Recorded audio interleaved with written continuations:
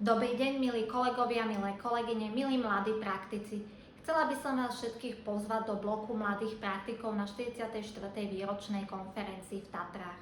V bloku mladých praktikov sa budeme venovať 3 aktuálnym témam. V prvej téme prijalo pozvanie Ministerstvo zdravotníctva Slovenskej republiky, konkrétne odbor ambulantného rozvoja, kde sa budeme venovať téme ako nenávratný finančný príspevok. V ďalšej téme ohľadom psychického zdravia u zdravotníkov si povieme niečo o tom, aké nástrahy na psychiku čakajú počas rezidentského štúdia alebo v prvých rokoch praxe.